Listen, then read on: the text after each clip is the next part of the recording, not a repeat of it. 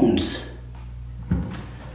Okay, we got this 18-inch hybrid mold that is supposed to make a 250-pound stone.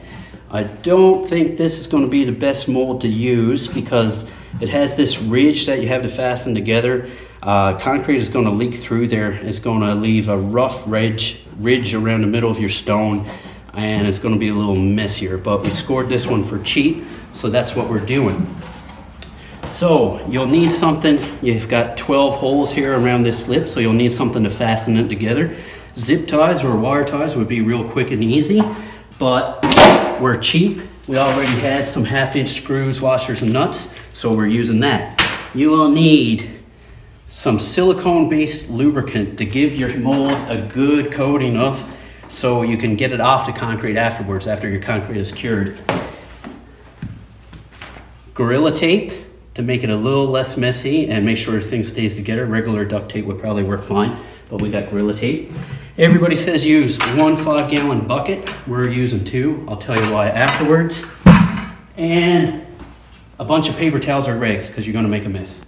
Last but not least, you need some concrete. So we got 5 55-pound bags of this extra strong 6,000 PSI stuff. This might be too much, but you don't want to get your stone half full and find out you don't have enough and have to run into the store to grab more while your concrete is sitting in your mold. Now, you can buy fiberglass fibers to add to your mix to make your concrete a lot stronger. We live up here in the sticks. We don't even have a Home Depot, so we couldn't find any. So we're using this extra strong stuff. So hopefully it works good. And we're going to mix it up the old-fashioned way with a water hose and a wheelbarrow. Okay, now we're going to give our mold a real generous coating of the silicone lubricant. Make sure you remove any dust or whatever that's inside there, and do this outside in a ventilated area because this stuff is nasty.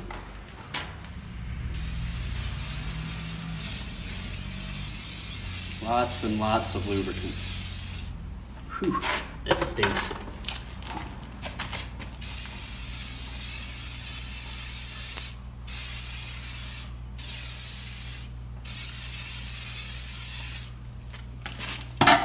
Whew, now we'll fasten it together.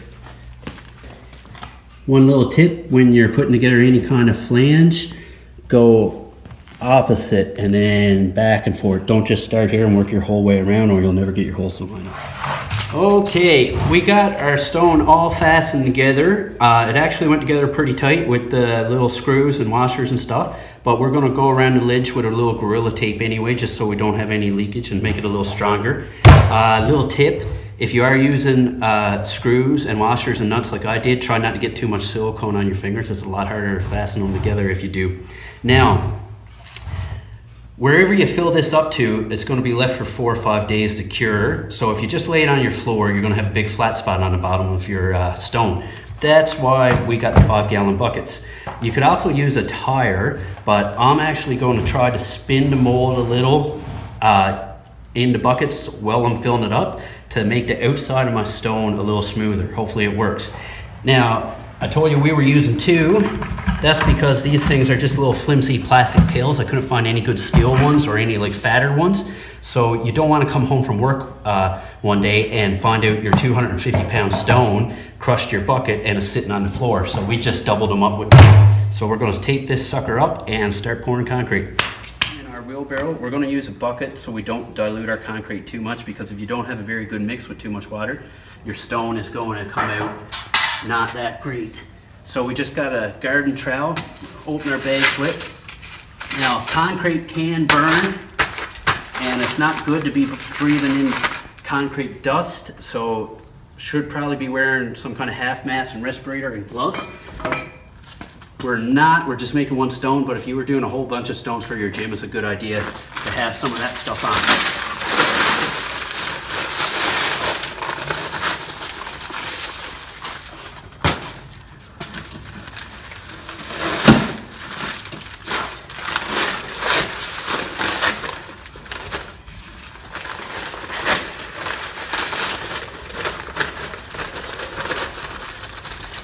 And we're just going to add a bucket of water, mix it around, and add more water as we go.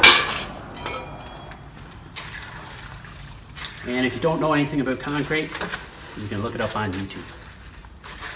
Comes in handy. You can push all your concrete down in your mold. Now, concrete gets little air bubbles in it. That's going to leave little pit marks in the outside of your stone. And if you drop the thing and stuff, they'll start to break and they won't last so long. So what I'm going to do is just go around the stone and try to vibrate all those little bubbles out. Hopefully as we fill it up, all the water rises to the top as we do this. And a little rubber maul would be even better, but I wasn't going to go buy one just to make this stone. So vibrate them all. I can see little bubbles rising to the top now as I do this. And then as I'm filling it up, before it gets too heavy, I'm just going to give her a couple little turns. Hopefully it smooths out my stone a little more. Bubbles.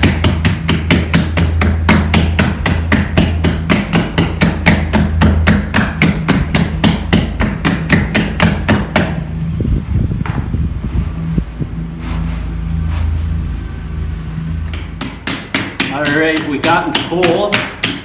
I'm going to vibrate out as many bubbles as we can. You can see a few rising to the top. Then we're going to smooth this off as best we can. Clean up our mold, so hopefully we can use it again. Clean up all our tools, and we'll come back in 5 days and open the sucker up. Hopefully it's round. So here's the finished product for now. We overfilled it a little to force more air out of it. We ended up using about 4 1/4 bags, and that's 55-pound bags. Most bags come are 88 pounds, but those 55 ones were the higher PSI strength concrete, so that's what we use. So we're gonna let this thing sit for 5 days. We're gonna come back, break it open, and hopefully it's round and maybe a little smooth. Okay guys, we poured this sucker on Tuesday afternoon. It is now Sunday afternoon. We're going to crack her open. I'm going to get rid of the Gorilla Tape with my trusty little pocket knife. This stuff is real sticky. There we go.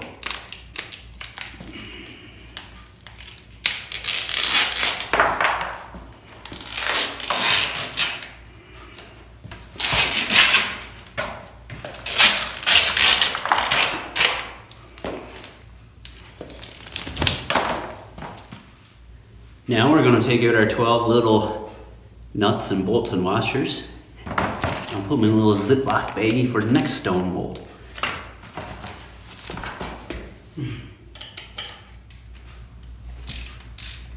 Anticipation is killing me.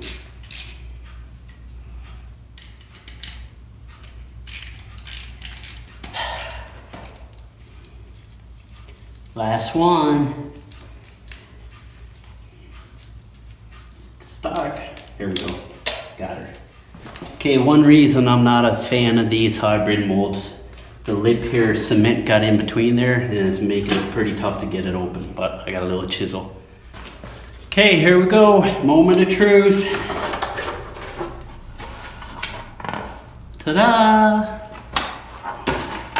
Not too bad at all. Now, another problem with these hybrid molds. I gotta get this sucker off the bucket, roll it out of the bottom half of the mold, well actually the top half of the mold, without breaking this lip if I want to reuse it.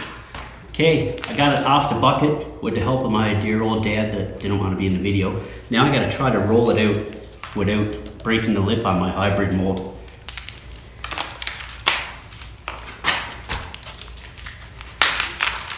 It's gonna be... There we go. Okay, so the cement leaked through and like made a little lip, but we just made a couple taps around with our chisel and broke it free. And there she is. Looks pretty good. So we'll just get a little file and get rid of this little edge. And it's nice and smooth on top.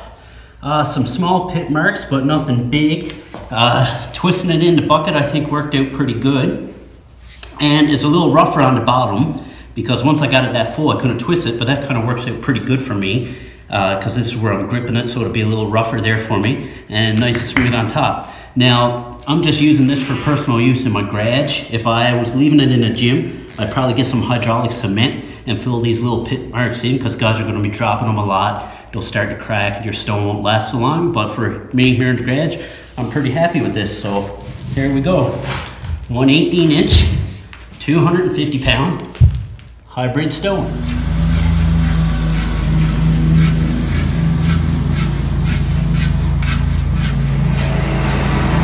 Trying to make a YouTube video here and these guys are cutting grass.